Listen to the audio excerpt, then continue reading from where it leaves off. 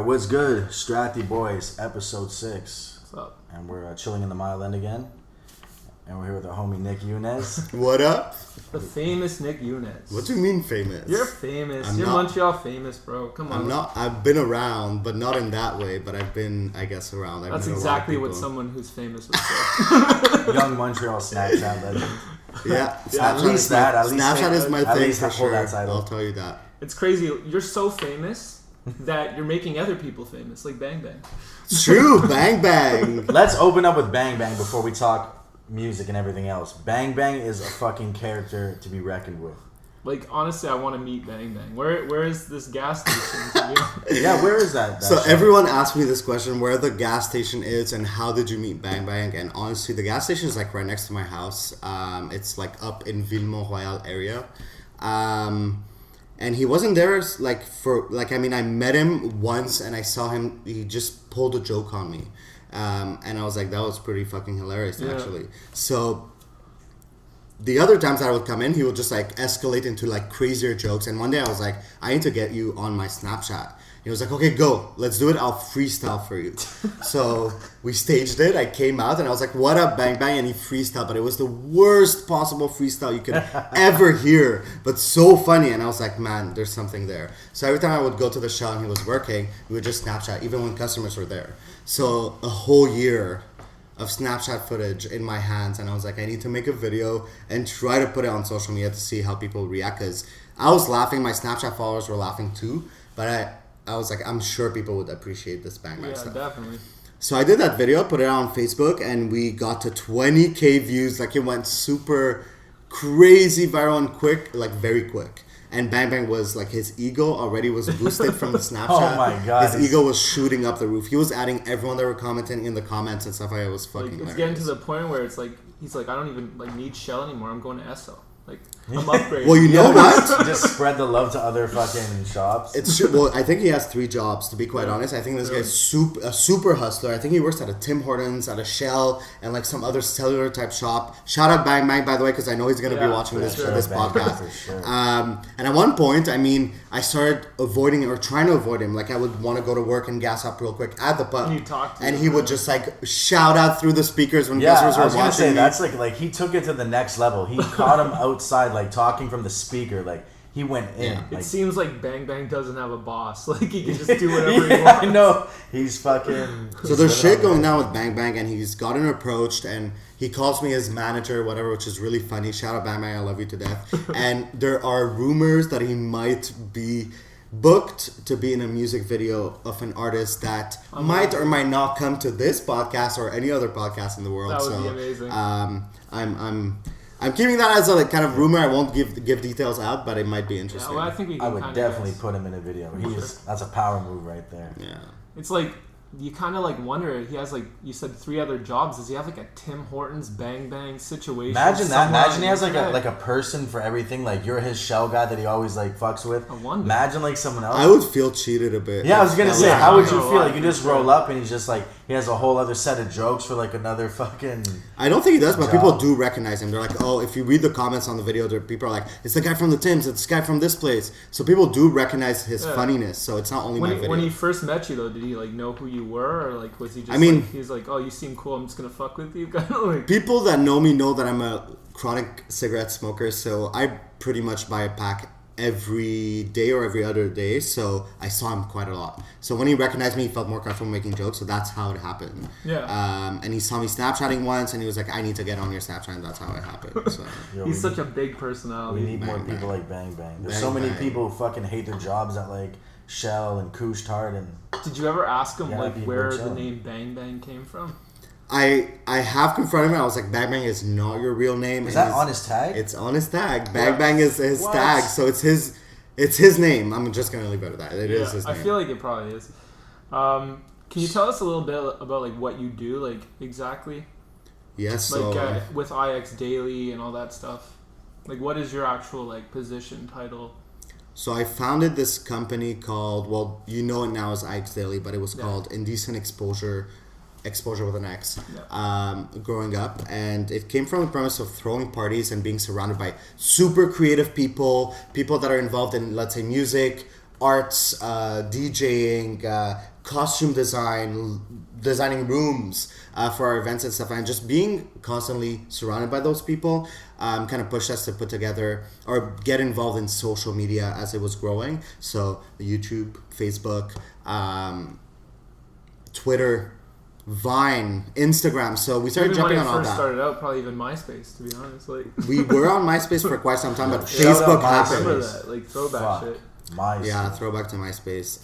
But Facebook happened and YouTube happened, so it was like kind of like trying to get out there as much as possible. So we created a blog online where it was like mostly focused on music, and then you had some funny videos from YouTube back in the days where there weren't that many funny videos or memes from YouTube, and then other stuff like that. So kind of grew. Today you see it as an online publication that is involved in music, fashion, culture. So we kind of kept that idea from Canada. So we promote in priority. So most of our, I'd say 98% of our content is Canadian. Montreal, Toronto, and a bit of other places. And we project it to the entire globe. So our audience is international, but they tend to love coming back for this Canadian culture content, which there's not a lot of in Montreal. We also run an agency where we have influencers or whatever you want to call them, that do social media in their own means, and we book them gigs. So and we also I do a lot of side stuff, so I'm involved in music as I can be. So a lot of consulting. I also work with major labels for consulting purposes, and I have managed and I have done PR for musical artists. So kind of like to try everything. So that's what I even with like IX Daily, like when you first started Indecent Exposure in general, did you ever expect it to be like that, like more like a blogger, like what, like you really were focused on like the parties? Because you were doing like house these parties, like right? if anybody has been to an Indecent Exposure party, they know how crazy those parties used to get. Remember the tunnel party? In the Wellington Tunnel, was that you guys? Or? We were sort of involved in that. I mean, we were involved in party culture quite a bit. It started off as a party because we went to Dawson. We were running the radio station at Dawson, and we wanted to throw a party for all the kids in the school, right? And I was super young. I was actually one of the youngest in all the team that we had at the beginning. I think I was 17. That's when I first whatever. It's too late now. People know that I didn't know that I was 17 back then. They thought I was much older. And throwing these parties. So Indecent Exposure was the name. And the whole premise of it was to have a showroom where we would promote local bands. And then we'd have another room where we'd have more kind of like mellow, chilling bar type situation. And then a third room where we had DJ, like all the electro stuff that was coming out. Very cheap alcohol. You came dressed as you'd like. And we even had themes most of the time, right? So, and that was the premise of it. 3 rooms, 3 vibes, and you just like be yourself and promote yourself as much as possible. And then it evolved. It evolved very quick, the parties, and it was a lot of fun parties. We had like many themes, I think over 30 themes that we were able to pull off. Our Halloween parties were crazy. You had like the glow in the dark or neon light theme. We had the neon one. Was schoolgirl. It was cool. It was called Barely Legal. That's it. Yeah, I think which is ironic. In 2017, it would not. I think float well in 2017. I think when that party probably happened, you were barely legal. I think you were still 17 because it was right at the beginning. That's of funny. Like the Dawson days. Yeah, and it was funny because we came up with the themes.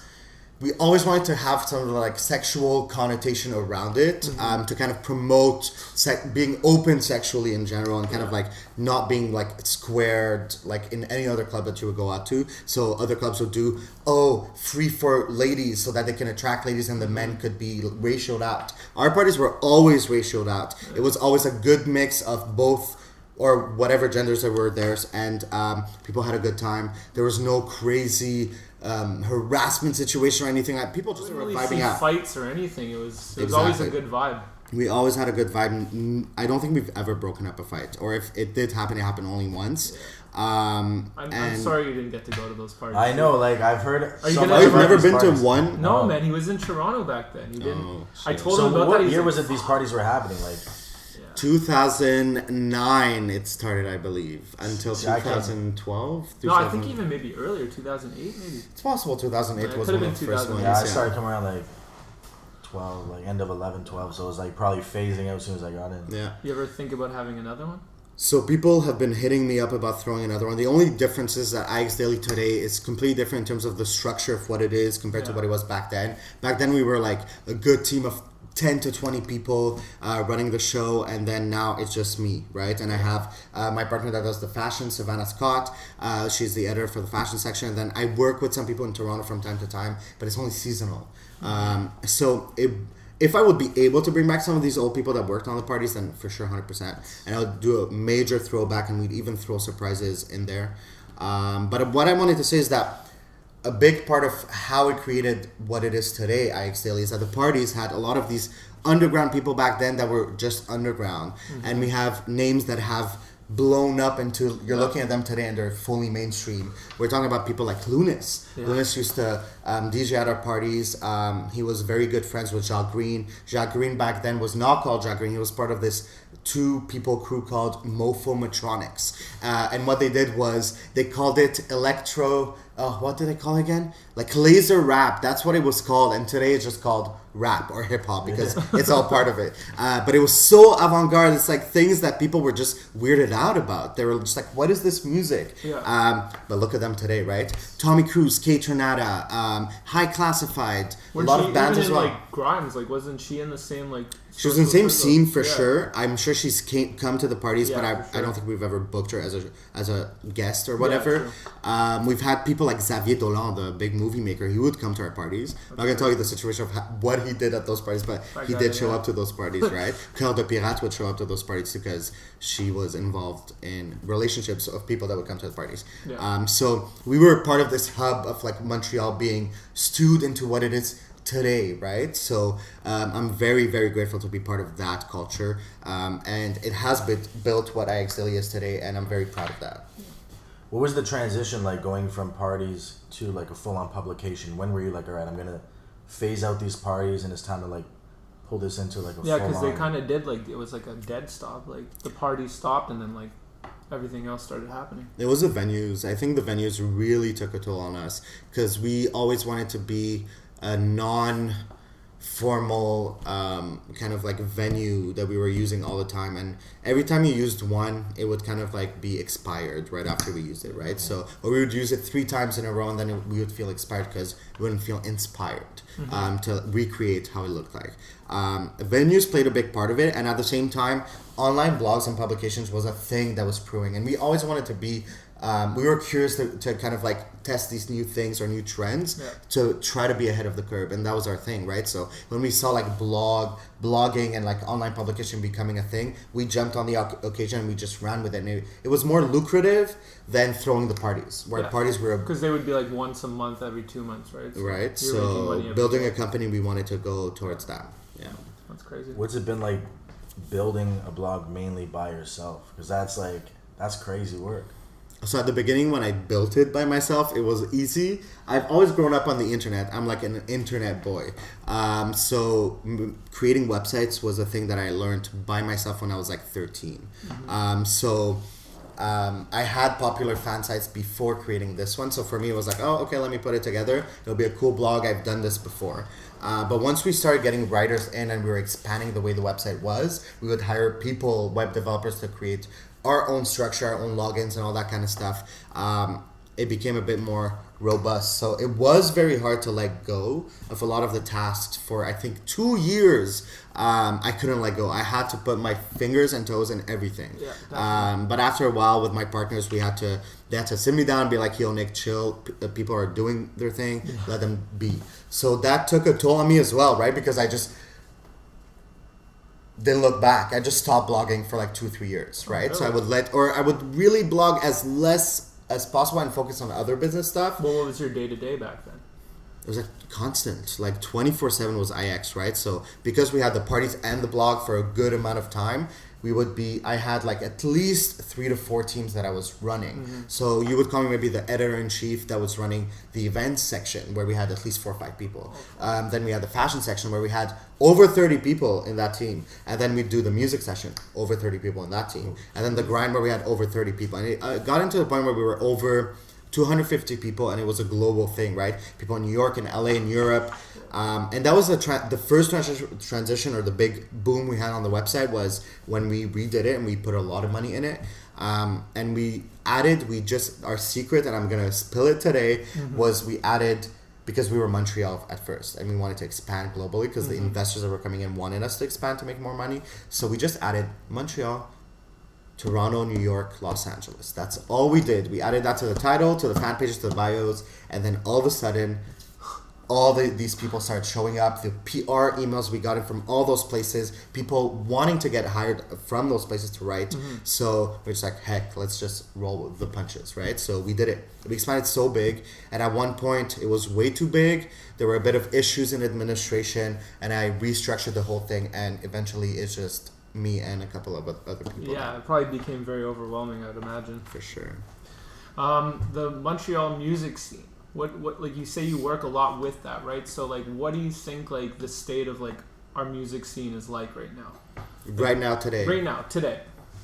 Or even the evolution, if you want to touch from like then to now. I think we've reached a point in music industry in general where pretty much anyone could make it, but there's a big threshold, is that in order to make it, you need to stand out from this huge crowd.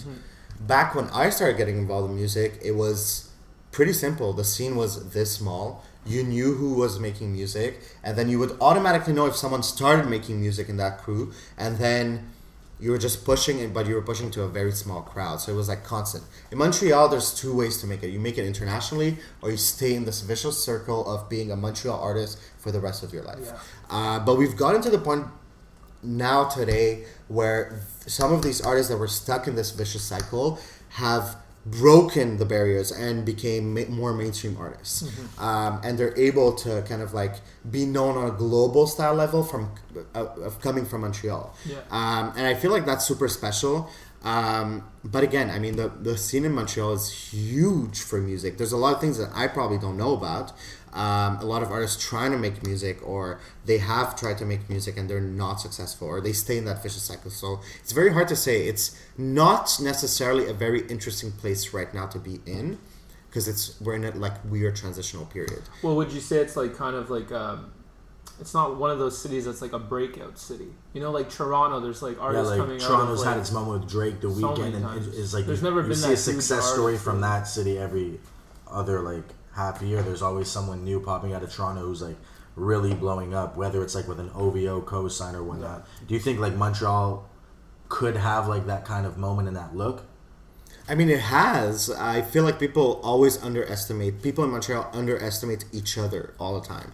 And we've had moments like that. We have Grimes, was an international level, signed by Jay-Z. Like, let's not forget that, right? She comes from Montreal. She definitely did some huge things. Lunas got picked up by Diplo at a Picnic Electronique event when Lunas...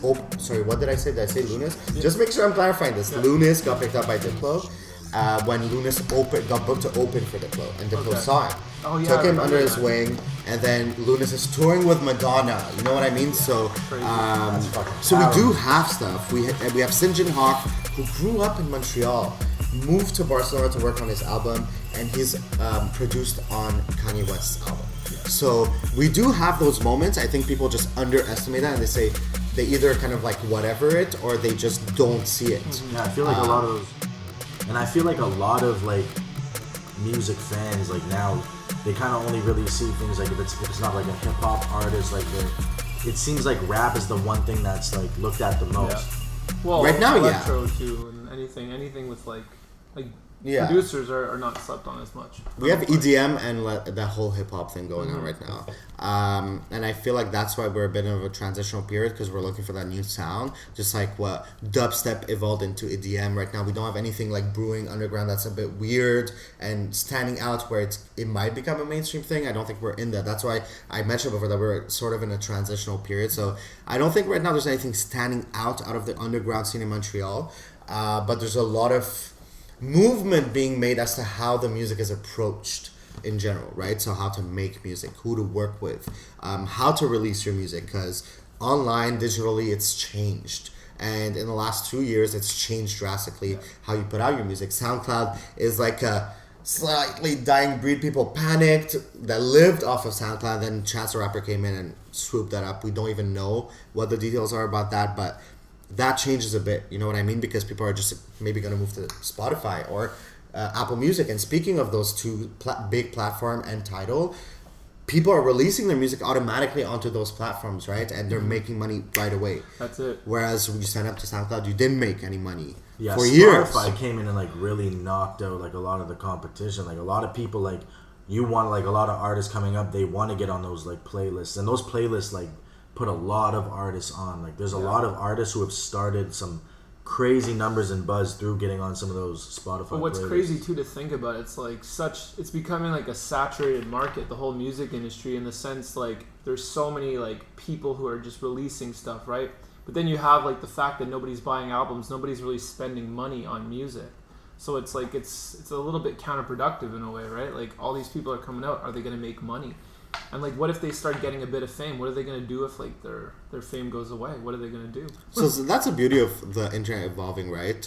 You are correct that music is made much less than what it would have been made back when major labels had control on releases and albums and sales and stuff. Now people will focus on touring, right? Big artists, that's what they make money out of. They put out their album, they start touring, and they don't stop touring for years to make all that money back that they're spending on their marketing. So you are correct that the money is made less, but you have to remember that nowadays, even though people don't like this transition, people have to be an overall influencer and not just be stuck making music or being a musician, but you have to have that aura of influencer around you to be able to really make money off of things without having to necessarily tour for years. A good thing too to think about is like back in the day they'd have to pay like labels and stuff to like blow up. Now everything's become DIY. You know, like people are recording their own music, so they are saving money. So maybe it's going to balance out in a sense too. So, I mean, it really depends. Some people shouldn't record on their own or do DIY stuff. Honestly, it doesn't work out for everyone. Or more in like the releases and stuff like that. You know, they don't have anybody to pay really. The DIY approach you're correct about. There's a bit less money that wants to be spent on that. And good example is Chance the Rapper. Chance the Rapper is 100% independent, and he was able to make it. I'm not saying that everyone who's independent is able to make it. But if you see Chance the Rapper, he had like a thing. He had an aura, an influencer aura, and he was able to make the right moves at the right time. So it's a mix of luck, like I always say, and a mix of being fully aware of what your approach is and planning, right? We've had millions of conversations about this.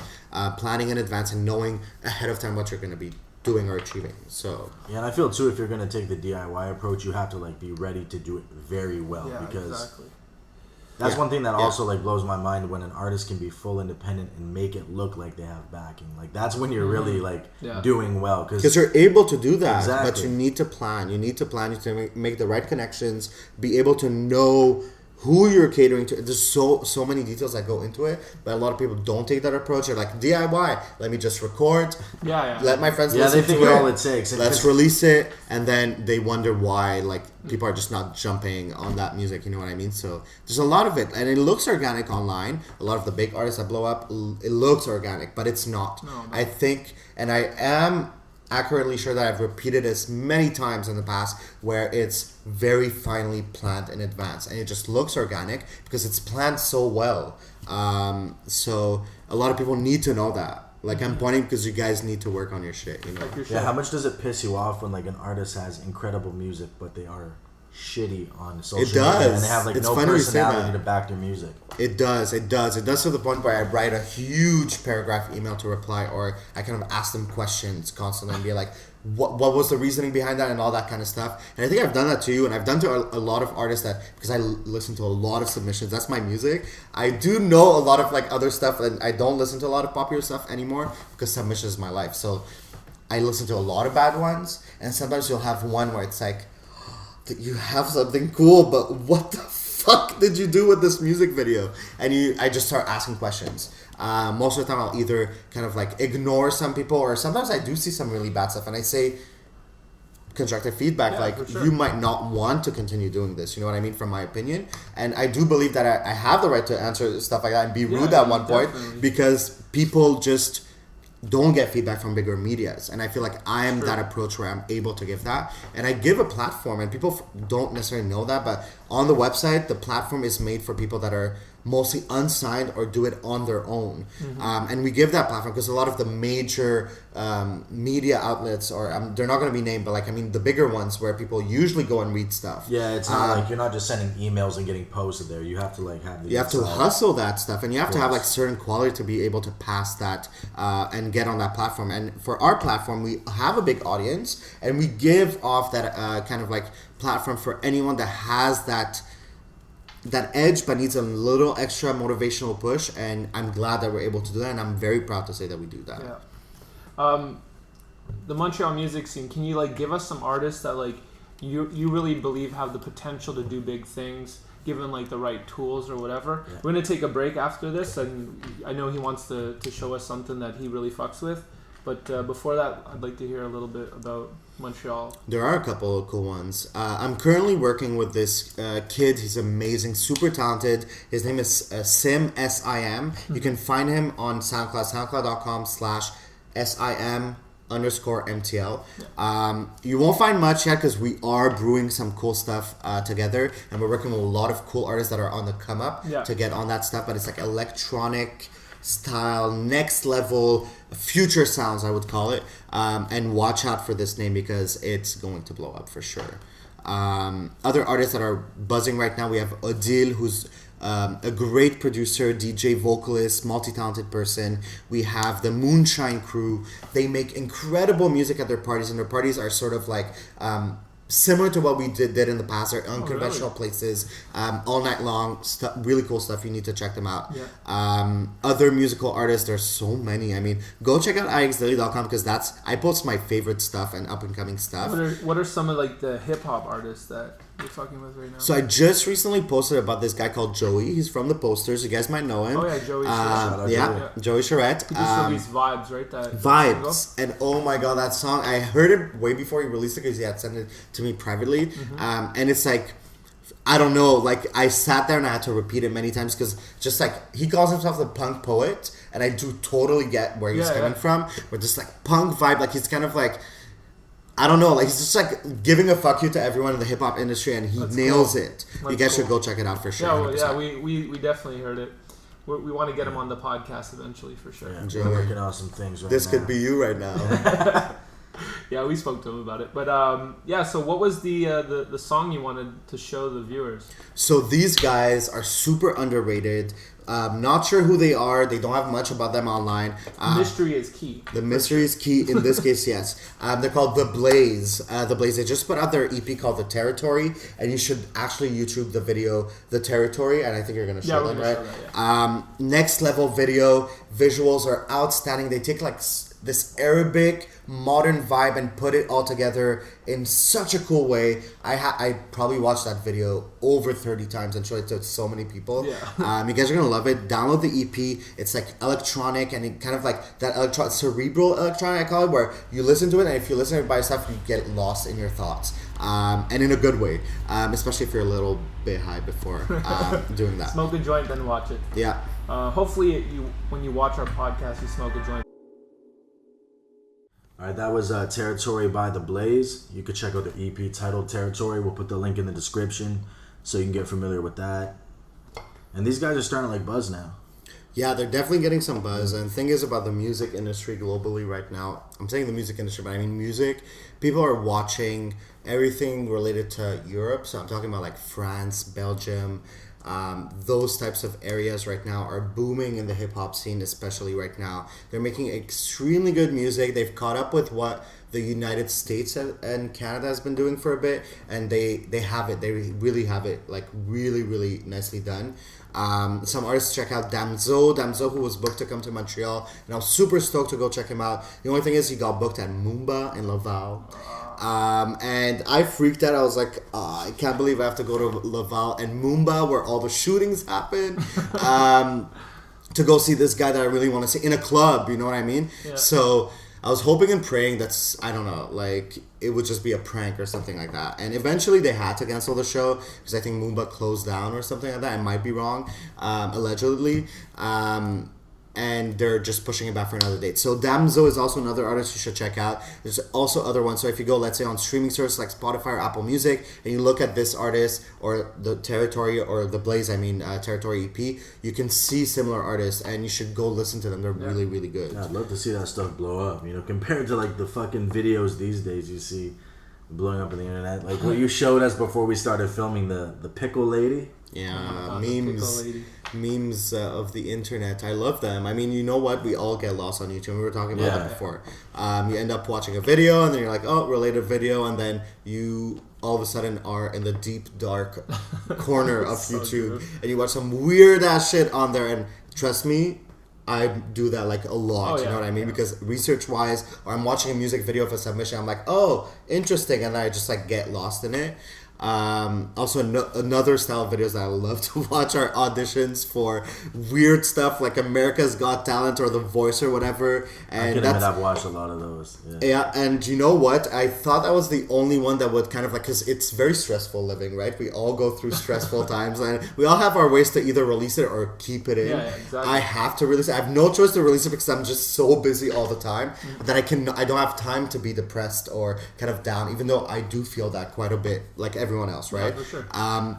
So I watch emotional auditions to release, you know what I mean? So I end up fucking bawling my eyes out while watching these videos, and it's a secret I've kept for quite some time. I haven't told a lot of people, and then I started like saying it, like mentioning it on my Snapchat and stuff. People were like, I do that too. And then someone sent me an article that it's a thing that people, that's a therapy thing. People watch sad videos on YouTube to just release their emotions, just move on with their day. Like when you first started talking about it, I thought you meant like you watch like funny audition videos like that William Hung guy or whatever. I mean, I've always loved those. No, as you're well. like watching like the emotional, like I did it, I made it. Like, it's like finding yourself, you know what I mean? Like you find yourself crying at one video and you're like, that felt good. And then you just like keep on doing it. It's like therapy, but I haven't done it in a while. But it's true. Like I wouldn't say like I'm like a crier. I don't cry very often, but like I've teared up from videos. Watching something on the internet that's like sad. It's like I know what you mean. Any video where it's like a dog, like the crying dog on his master's grave, the soldier, like that shit's fucked up. It's like I don't want to be watching that shit, but if like you just get caught in the crosshair of watching it, and then you just fucking that's it. There's a lot of videos where you like end up like hitting play by mistake, or it auto plays, and you're like, oh fuck, I can. Or you think it's not going to be that bad, and then you see it and you're just like, yo, this was some deep shit. Or like I like those videos where it's like the homeless people like see what they're doing with like $100. You see those challenges, yeah. It's like oh man, like they're nice people. Like these guys are doing something nice, and then like. You meet like someone downtown, they try to bite you or something fucked up like that. True. I've had some crazy shit for sure. And I mean, social, political conversations happen online all the time nowadays too, if you want to get serious about it as well. The only thing is about the online forum, it has like a very amazing positive effect, but it also has like this lingering effect, especially that when it's controlled, and I feel like online is pretty much controlled a lot. So things we see on Facebook is very grouped into like-mindedness, you know what I mean? And you'll see someone pop up in the comments, and then you have like this feud that's going absolutely nowhere but those comments on that post or that video or whatever. Most of the time they're just like doing it for a reaction just to see what's up. Like, of course, we call them trolls. We call them trolls, and they exist all the time. And I mean, we've all been trolls. We've all been trolled. But also, there's a lot of like kind of like sort of censorship, or like you can't state your opinion because you know for a fact that people are just gonna eat you alive online. That's why you just gotta be fucking ruthless. You just gotta. Yeah, so I feel like you gotta be as ruthless as you can be, as long as you're logical about it and you make sense to just like make a point. But again, people forget that you can have much more of an impact if you actually make that actionable. So doing something about it instead of just like sitting there behind your computer, your iPhone, just like typing in. And that's something that I'm interested in kind of like studying a bit more. It's very super interesting, the conversation that we have online versus what we have offline or IRL. And I think I'm kind of like exploring that. Yeah. They wouldn't. Never. These people would not act the same way in person. Some people like might not even really feel that way. They're just saying it to like get a reaction, you know? Well, sometimes you ask yourself, you're like, is this person for real? Yeah. is this person for real, or I just want to sit down in real life to see how they are saying what they're saying, because sometimes it's just too ridiculous. Yeah. You just don't you can't comprehend where they're coming from, you know. But like also too, like with what we were talking about, with like how YouTube is changing and like changing their content, not letting you like release like certain things. They're trying Like, what do you turn feel it about into that? the Do you Disney think Channel. things are gonna change? Like, would they have to censor even the comments? Because people are still gonna write whatever the fuck they want. You know what I mean? I don't think they'll get to the comments, or I think the comments are sort of controlled anyways by the channel person. You can like remove the comments and stuff like that. But in terms of like YouTube changing, I was totally expecting it. A lot of people probably weren't. But that's what happens when you're like a public company. Lots of people involved in this big, huge corporation. And you have a lot of other big corporations that are getting involved, then you know for a fact that it has to be controlled some way or the other, and they have to cut the cord and to kind of make it more lucrative. And like we were saying, like probably people are just gonna either move on to something else or adapt or find a loophole. And that's what happens online most of the There's time. people losing money over this. Like there's people who have been making content for a solid amount of years who are seeing their I think too drop. it has a lot to do with the fact that like you kind of have to put these people on a leash. Like they're pushing the boundaries and like competing with each other and making like weirder and more fucked up things like happen. Like, you know, like just for example, Nelk. Like, have you ever heard of Nelk? They're from Ontario. They do like prank videos and stuff, and they're really pushing the bars, but they're also getting in trouble. Like they'll go into like a gym and like do pranks and stuff, and then like the gym's like trying to sue them. But then, like, maybe the gym could go after YouTube for releasing that content too, you know? So they're probably facing lawsuits from, like, other angles as well. So you have to kind of, like, put a leash on these people a bit. You do have to control it a bit, because if you just like open the doors and let anyone do whatever they want, then you end up with things that are way too controversial to even kind of, or way too sad or negative that happen, you know what I mean? And I can't do this. I can't the do prank this. thing, I feel, has been done and overdone. I mean, we know the gods of prank that we grew up with was Jackass, and since then there were other couple of cool ones. But I mean, there's certain kind of like fine line between really stupidity and then funny, cool content. And that's where it comes to the conversation as well. It's like you have this group of people that are making money off of this platform and for the right reasons, and they have good stuff that they can push, and it's changing or impacting the world in one way or the other. And you have those like really dull, weird, bad intentioned videos where they're in the same boat right now, and they have to find a way to kind of like get that fixed up a bit, you know? YouTube pranks are pretty played out, but I will say shout out to Nelk because they're bringing like a refreshing angle to it. Like they're actually doing it the right way, because a lot of these like pranksters, they're making money off faking their videos. Yeah. And that's how they're putting up all these views, because they're Especially they're the big faking ones. these scenarios of all these crazy situations that are happening to them. Like you saw the one with, he like smuggles his like midget friend. Yeah, Sorry, that's. little person friend. Through the airport. I don't give a to- shit. I'm calling to that video France. out right now. Bullshit. Fucking bullshit. Don't believe that for a sec. Was it Nelk who did that? No, not it was, Nelk. who's that guy? I don't know his name, one but of, like, the he's big one of names. like the 1-2 million subscriber plus YouTubers. There's out there. one main one. I think he's Arabic, and he did a lot of fake. Like he got called out for FoozyTube. FoozyTube, yeah. FoozyTube. Was it Fuzzy Yeah, too? he's been called out a lot, but all of these guys have been called out and exposed. Vitali, Roman Atwood, all these guys who are. That's the thing. Like when they get called out, anyways, they make that money Yeah, because they're bringing back the exactly. attention. It's So more- I it's mean, more, we come back to views. like there's no bad press around it, but it does give a bad name to those who are doing it with good intentions. Or It also gets to the point too that like all these main like big YouTube people, they release content every day. Like whose life is that interesting where every single day of your life you that's have what all Roman these Atwood crazy did. things happening? It's impossible. Roman Atwood built a platform of doing pranks, and then he completely jumped ship on the prank thing now, and he's just vlogging. Like people are just watching him, his wife, his kid, like their family There's that growing guy, I up. think his name's Lance Stewart. He vlogs every day, and every single day it's like this big crazy event happens in his life. Like get the fuck out of here! Like it's impossible. I don't. the thing is about that, I'll put a point to it, is that YouTube has been working with these content creators, they call them, to create a new thing, a new platform called YouTube Red, and it's sort of like a Netflix or whatever you want to call it, where you kind of like pay a subscription and you watch that type of content, because whether or not you're into that kind of like stuff, these people have extremely huge following. They've Yeah, become the new big. celebrities, the new Hollywood type of people, you know what I mean? And I think that's why you see a lot of, let's say, scripted or semi-scripted stuff, or things that look organic but they're actually scripted type of content. And I think they were just testing that content to see how many viewership would happen, so that if that platform would just start, they would already have original content. That's what people are going for in all the big companies, is original content. You have Amazon jumping on that ship, which is doing great. Amazon Prime.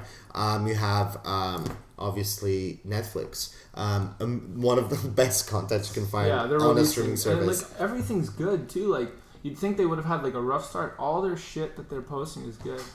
Like Netflix is killing it. You know, it's crazy. The CEO, I think it was in the 90s, he approached the CEO of Blockbuster. He's like, let's team up. Let's do this together. The guy's like, no, Blockbuster's dead. Netflix is fucking thriving. It's just crazy to think. You know? Damn, hold that L. Like, that's a hard fucking pill to swallow if you fucking decline on an offer like that. Because it's like that's what makes money nowadays. You have to see into the future. You have to innovate. You have to be different. Well, he clearly was just a hard. You have to dream big. That's what you really have to do. Yeah, and you have to take risks. That's always what you have to do. And if you're not willing to do any of those, or always be constantly trying new things, then you're gonna be dead in your tracks, and someone else is gonna do it for you. Not only that, too, you have to like accept criticism, because a lot of people are gonna be like, "No, that's never gonna work. You're stupid," and like. You know, sometimes they're right. A lot of times they're right. But you know what? It's worth it. If you believe in it, if you think it's good, keep going for it. There's always that fine line, too, between, like, when you know someone's giving you good, constructive criticism, or they're just being idiots and they don't know what the fuck they're talking about. So you kind of have to, like, I guess, know how to know what's genuine or not. But it all fucking, when it comes down to it, you got to be ahead of the curve, and you have to, like, when you're taking your risks, you have to, like, tell yourself this might not work. You have to accept that fact that you could fucking take a dive on something. And I think that's what a lot of people get held back on. There's so many people who will just say the idea out loud. It'll scare the shit out of them, and then they'll completely revert back and not do it. And those are the people that don't end up starting the new trend, making a wave, and actually making a fucking impact and a print on the game. You know? 100%. Well, it brings up an interesting subject. Like, what do you think is going to happen innovative wise, like with the internet, with music, with all that in the next like 5 years? It's going to be so different. Things are going to change so much for sure. But what do you think? You have like an input on that? I don't think I have a prediction for 5 years from now. It's going to be very tough. Yeah, 5 years is a long time. Even a year. Like a year, a lot of things change, to be quite honest. But I feel like right now we are, in the music industry, it's stabilizing a tiny bit with the streaming platforms. Blogs are being kind of like either moving on or transitioning into other things in general. The blog world is slowly dying, and I'm going to put it out there for people that have not accepted it, start accepting it. The reason why is because of a lot of like the fake news stigma that's coming out. So we're talking about like mainstream publications for that, as well as smaller ones. But for music blogs, it is being kind of like shot down to death by Spotify playlists, for example, you know what I mean? Or Apple Music playlists. Yeah, you can find your new favorite artist just by going on Apple Music and Spotify. You don't need to be like sifting through all these other and that's where the money's at. And when you have like those marketing campaigns with like big platforms or big media blogs putting you on there, then it's not as lucrative and doesn't have as much of an impact anymore unless there's other things tied into that. So in terms of like the music industry, we're finding that kind of like platform where things are settling down a tiny bit until something new pops out where I don't know, I can't picture it for now. I can't picture how things could go. However, the DIY independent thing is going to kind of like transform the whole thing. Even major label, like I'm talking like top dog celebrity style musicians, what they're doing is that they're ditching all these like big corporate style companies that are supporting them, or big labels, and they're building their own small team around them to have that DIY approach, because they see other people do it, spending less money, so they might as well do it as well. So it's definitely something you can learn. You know, you can learn to take care of your own business, especially when people in like the industry who've already gone through like record labels and all that stuff, like they kind of know what's going on. They can take over themselves, and it's a lot cheaper. You save yourself a lot of money. I do want to see though something that's going to be changing a bit how booking of artists is going to work out. I think there's a huge opportunity and maybe a market gap for this, where independent artists could get booked past all the stigma of bringing in a crowd, because right now that is a big thing, right? Like even for music blogs at the beginning, it was a thing where if you didn't have your following on social media, if you didn't have a certain amount of buzz around you, then we wouldn't put you on. And I think that's still existing in a lot of the bookings on the live shows, and I want to see a change in that, and hopefully someone has come up with something or is working on something that's going to actually work. Now, I'll talk about an app where you just put your artist profile and you get booked magically off of it. But something like an Airbnb, like you can actually watch a live performance. You can have different fees for different types of booking. And I'm not talking about the artist trying to become the next Grimes or the next Lunis or Jack Green or Kate Trinata. I'm talking about artists that are real kind of like musicians, so wedding anything music, like just musicians. a platform where they could be heard for A trumpet artist, you know what I mean? Like if I'm sitting in my living room and I say I want to throw a very fancy ass, I'm fucking wasted right now and I want to throw a fancy ass chilling in my backyard and invite all these cool people, but I want a fucking nice violin player. Where the fuck do I find this violin? I'm not gonna go on Kijiji or Craigslist. Hey, man. But I need a place where I can watch a video, say this is gonna be dope, and I book it right there and then. Like Uber, she or he shows up and they just perform. The thing is paid for, and then you're off to the next thing. You know what I mean? Yeah, Like no, it I could know. be individuals, That's a or it great could be idea. bigger booking to bring that money into that crowd. That these talents are not being seen, and they're not piercing through that stigma of you need a following and bring in a crowd, or you need to sell this amount of tickets to be able to play a show, you know, which I find very, very ugly, by the way, and sorry to all those that are still doing that. So hopefully that is That going would to be cool. change. Yeah, soon. you should do that, man. Why not? That's $1 million. I mean, That's a I great just idea. gave whoever is already working on an idea, if you want me to help you out, hit me up. Message me. first. Oh my god, that's actually good. Slide into my DMs. Like one time I was drunk in Toronto and I was with my ex-girlfriend's sister's boyfriend. He's like, hey, let's get a magician. It was like 2 a.m. and he came to the fucking place. Oh, wow. He posted an ad on Kijiji or whatever and he came. $100. No way. Yeah, man, it was Was sick. he actually a good magician? He was pretty good. Like he fucking took something out of my pocket. I don't even remember him touching me. Yeah, I like Not that. gonna How lie, but then off again, I was guard do you drunk. think So. he was, like, stepping into that situation? Like, he probably thought, like, okay, maybe, like, it's gonna be, like, an actual show, some kids. Or Okay, but something. how do you confirm that though? You're like, are you really a magician? You know what I mean? Like, I don't how know. do I you- was like, we were like, let's just gamble with this, like, see what happens. trying to chill? He's like some super. And he was a weird guy. super chill guy, like really fucking dope. This guy probably has 2 ads. Like, I'm a magician and I'm looking for sex. You know what I mean? Like, there's always those two. The craziest thing, like, he didn't have the ad. We posted the ad, and he answered like Oh, immediately. shit. So he's on Crescent looking for Yeah, sex, he was and then he yeah, found probably. that gig, and he's like, I might as well just pull off my talent He tonight. showed up in a top hat and everything. It was No legit. I swear to way. God, man. You know, I'm Best just gonna fucking say thing shout ever. out to him just for the fact that he's on the grind at 2 a.m. looking for Yeah. magic gigs. Yeah. Like that's dedication. That's And the fact hustle. That, That's like, hustle. Yeah, like I don't think you got a like, response in what? I think how, he how said fast? something too. He's like, I was just looking for like a regular job, but he's like, but I know magic. How And I quick did saw you get that. the reply? Really fast, dude. Like half an hour. So the desperation must be real, man. It was. So Fucking I'm telling you, there's cool, a though. target gap for entertainers in general, and Yeah, we need that's to a make good that If you change. had that app, it would have been a click away instead of Yeah. waiting for You've the at least watched the video before Yeah. Yeah, booking you would've a got it. random ass They stranger. post all their stuff. Holy shit, man. Hey, Yeah. if you ever start doing it, I'm down to work with you on that. I could think of a million ideas for that. That's amazing. That's epic as fuck. I wanted to- They already had the Uber where you could go get like a dog, like, and they come play with you for a few hours. Yeah, Uber did that marketing thing. I Are heard. you, Crazy. are you serious? Yeah. They That's would bring cool, a right? dog, and you would just rent that dog for the time being. This shit is It crazy. gets to a point, it's like someone's like, I'm thinking about having a baby. Is there like an Uber baby? Like, can I just chill with the baby? And Okay, but how about the Uber McDonald's? That was like Yeah. groundbreaking, especially here in Montreal. Like, okay, but first they did all day breakfast, and then they did The that. Uber Like, they're just taking over the game. They're coming Fucking back. McDonald's. McDonald's. No, honestly, and I stopped eating McDonald's for a while, and when I saw that, I was like, Nick, hold off.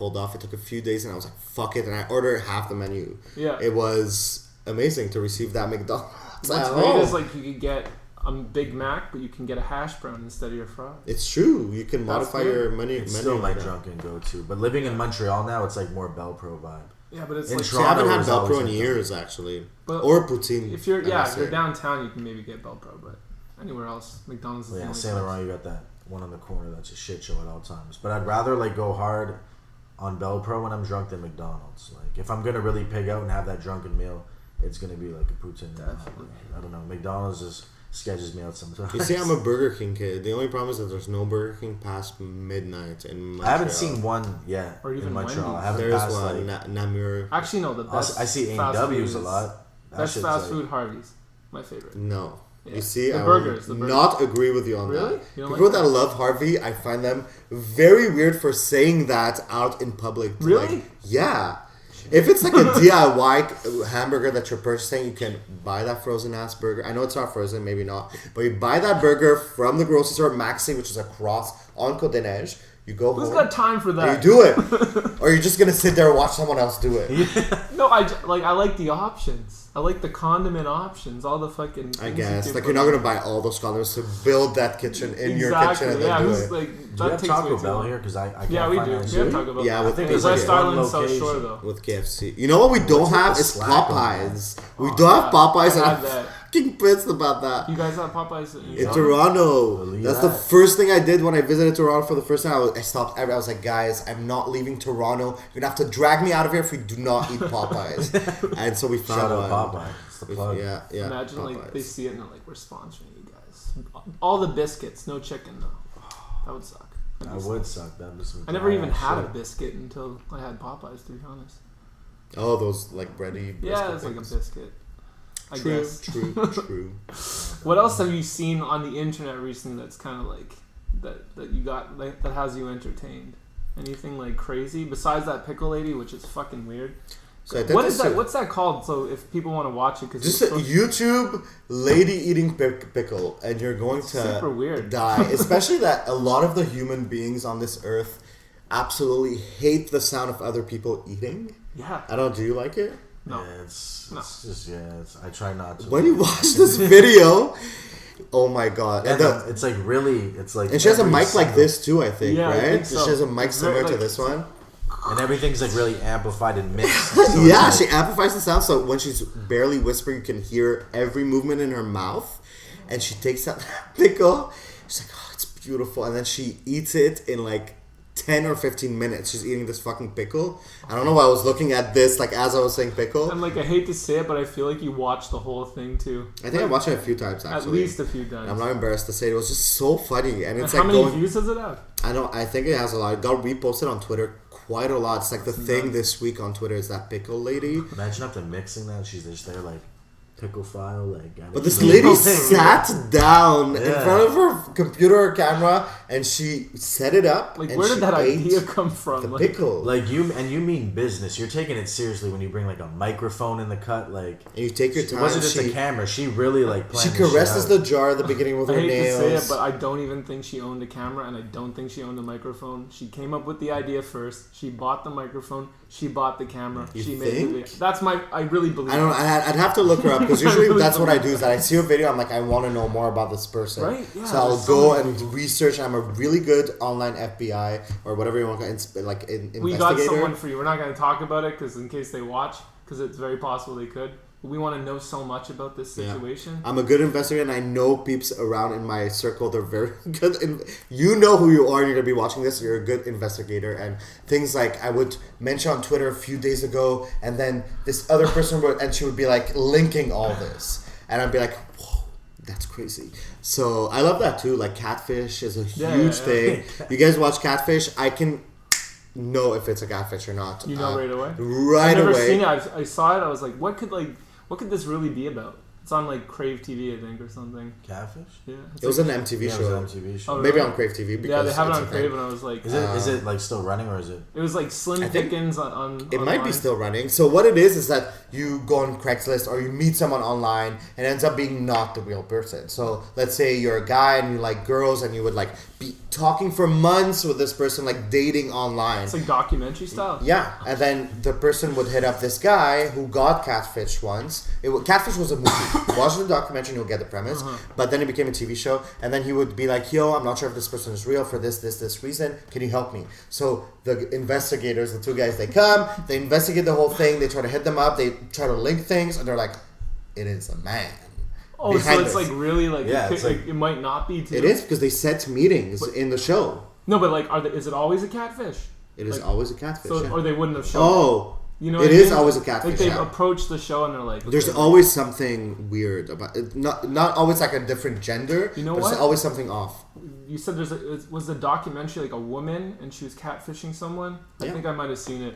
That's fucking She had crazy. faked like her daughter, her And she had a 6-year-old. husband too or something, eh? I think her husband was dying, and that's what she was doing, Something, or she yeah, was dying. something like that. And she had a daughter, 6 years old, who was apparently painting these crazy paintings, and this guy was selling the paintings for Okay, her. I saw that. And then he realized it wasn't the daughter the whole time, and it became like this whole thing that he unraveled. Oh my God. So I love those types of stories as well. Very super interesting. I got something for you then. Have you seen the game show called Release the Hounds? Have you No. seen this? What is this? It's And a- should I it's- be watching it? It's a British TV show, and it's like a game show, right? And so it's 3 people, and they don't know. That's the great part. They don't know that they're going to be on this show. So they get like called on. They get put in a van. They show up. They find out that they're on Release the Hounds, and basically you go through 3 levels, and you're 3 people, and then like after each level, like you have to find a key. Once you find the key, you go to a box and you can take money out. Then you have to put it in your backpack, and depending on how long it took you to find the first key, like this gate moves and gives you more and more room that you can run, and then dogs chase you and attack you. Real dogs. Real dogs. What They- the yeah. fuck? They're Are wearing like are they wearing a suit? like just like a leather jacket, Oh, but shit. yeah, the dogs go like. You see, that's that type of game show I would never. Yeah, I fucking would not want. fuck with Not that. gonna lie, I probably would try. I think I could outrun the I dog. think if it I was, think it'd be like- the style. Yeah, But I mean, where'd you it'd be run through fun. the wall? You have to run and jump over like a You see, ladder. no. Watch There's no how fucking quick way. I get on And that it's not ladder. even that 2 much money things: either. running and jumping. There's no fucking way. There's no way. Oh, but it's just like I can't the do that. things they put on TV nowadays. I know. Big Brother is a huge thing. It's still on to this day. Yeah, I think. that show's like, how many seasons are they in on that? That's like, America, they're in 19, and Canada, they're watch that. I like Big Brother. I love like 24-hour like surveillance type viewer or what Real World. I voyeur. remember Real World. That shit was so fucking. Real World's good. I Jersey I Shore, all hate to those say kind it, of but shows. I watched the Jersey Shore only for the first time this year, and I'm embarrassed that I watched it. What? A little bit, yeah. Wait. Yeah. Repeat that? Yeah. You watched Jersey Shore for the first time this year in This 2017? year, yeah. And I watched like the first season. I was like, what? Yeah, the there's a fuck? lot of that shit that he's But I out couldn't of tune stop with watching. that he doesn't even bother. but no. Where were you I'm when not- it was airing? No, it's not that I was out of tune.